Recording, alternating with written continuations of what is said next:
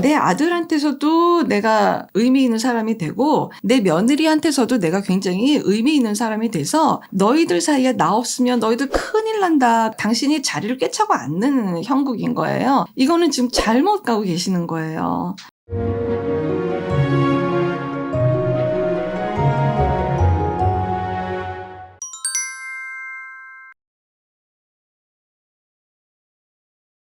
안녕하세요. 이주은 부부상담 원장 이주은입니다. 사례를 보겠습니다.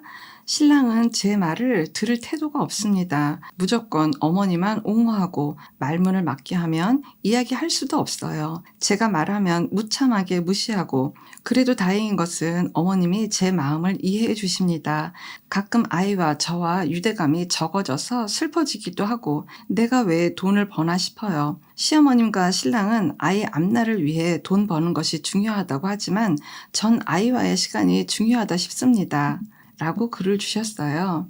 이 사연자분 같은 경우가 사실 이렇게 언뜻 들으면은 그렇게까지 큰 내용은 아닌데 라고 볼 수도 있어요. 지금 당장 막 크게 표면화된 문제가 없어 보이는데.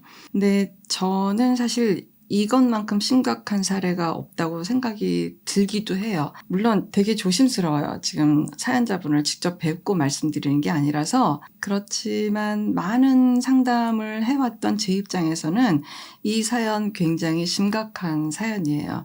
이유가 뭐냐면 어떻게 보면 훨씬 똑똑한 시어머니신 거예요. 며느리를 일단 표면적으로 품어요. 사연자님께서 어떤 생각이 들면 그래도 남편은 제 얘기를 듣지 않는데요. 막 화만 내고 그러는데요.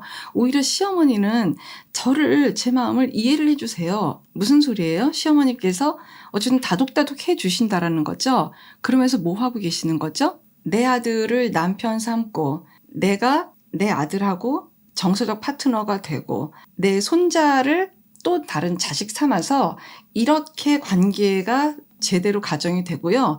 타이틀로 있는 며느리가 하나가 있고 며느리가 직장에서 일할 수 있게끔 일하게끔 이 두 사람이 계속해서 사연자님한테 그래도 애 키우려면 돈 중요하다. 돈 벌어라 하면서 여기가 지금 정서적인 부부를 하고 있는 중인 거예요. 무슨 이유로 이 부부가 부부관계를 하지 않고 정서적인 부부가 아니라 시어머니까지 껴서 하는 이 관계에서 무슨 이유로 이 사연자님께 이 남편이 고마워하지 않느냐가 심각한 거예요. 이거를 반드시 짚고 넘어가셔야 되고 사실은 보이듯 보이지 않게 이 남편은 혹시라도 이 문제를 아내가 들고 일어나서 어머니를 슬프게 하거나 떼어져 놓게 되는 상황이 올까봐 이 남편은 지금 화를 내고 있는 중이에요.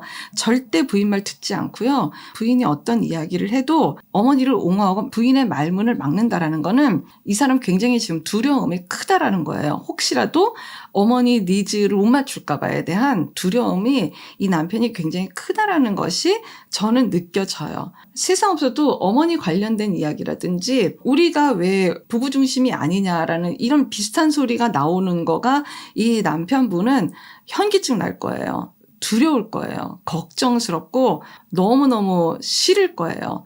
사실이니까. 그래서 이 케이스가 사실은 굉장히 제가 보기에는 심각한 거예요. 시어머니가 조금만 태도와 자세를 바꿔서 아유 그래 너 마음 이해한다. 제가 왜 이렇게 소리를 지르니 너한테. 너 안 그래도 피곤한데 회사 다녀와서 너도 쉬어야지 되는데 제가 왜 자꾸 너한테 이렇게 화를 낸다니. 너 얼마나 힘드니 일단 밥 좀 먹어봐라. 오늘도 피곤했지.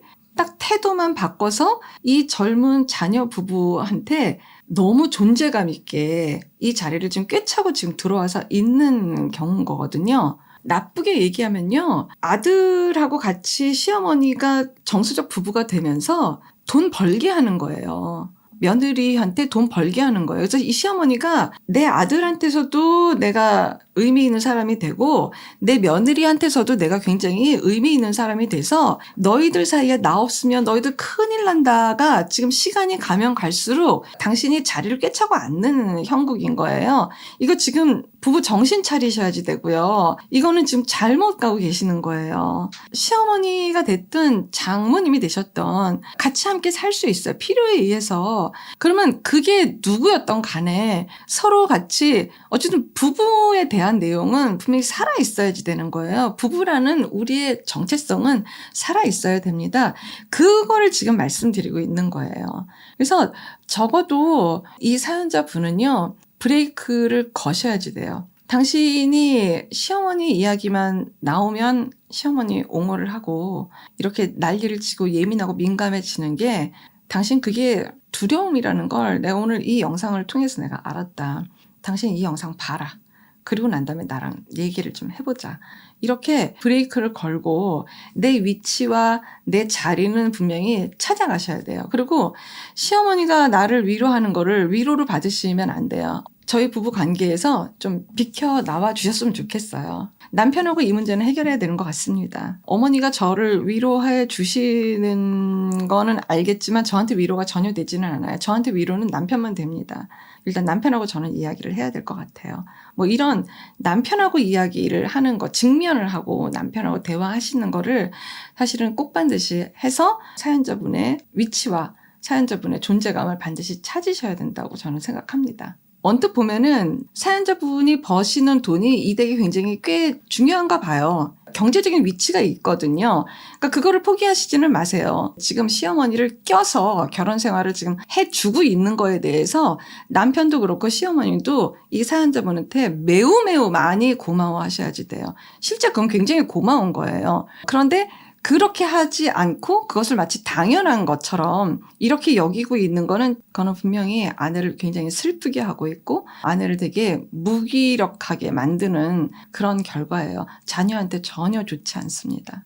시어머니께서 달래주고 위로해주시고 이러는 것이 장기적으로 봤을 땐 위로 아니에요. 독일 수도 있어요. 얘기를 차라리 하실 거면 무슨 일로 너는 네 아내 이야기를 안 듣냐. 네 아내 이야기를 듣고 아내를 너가 정말 진심으로 위로를 해야지. 내가 그래도 좀 이렇게 설 자리가 있을 거 아니냐. 너가 정말 며느리의 마음을 못 알아줬을 적에는 내가 정말 너무 마음이 불편하고 나 너무너무 눈치 보이고 애기를 지금 계속 봐야 되나 싶다. 네 아내를 그렇게 함부로 해서는 안 된다. 아내 마음을 읽어주고 존중해주고 위로해주고 그렇게 해야지 되는 거다. 저는 이 사연자분이 얼마나 힘들고 속상하신지 알 것 같아요. 그리고 나도 내 자녀에 대한 애잔함이 있잖아요. 자녀하고 함께 시간을 보내고 싶고 자녀와 충분한 이렇게 만끽하는 그런 감정을 갖고 싶은데 뭔가 내 아이는 늘 시어머니 품에 있는 것 같고 내가 내 자식 마음대로 어떻게 하지 못하는 것 같고 이런 감정도 지금 알게 모르게 굉장히 많이 느끼고 있다는 것이 전달되는 것 같아서 정말 너무 힘든 모성애까지 보는 것 같아서 너무 안타깝습니다. 꼭 반드시 영상을 함께 보시고 문제를 직면하시고 해결해서 사시길 바랍니다. 고맙습니다. 건강한 부부 애착이 나라를 살립니다. 오늘도 영상 시청해 주셔서 감사합니다. 고맙습니다.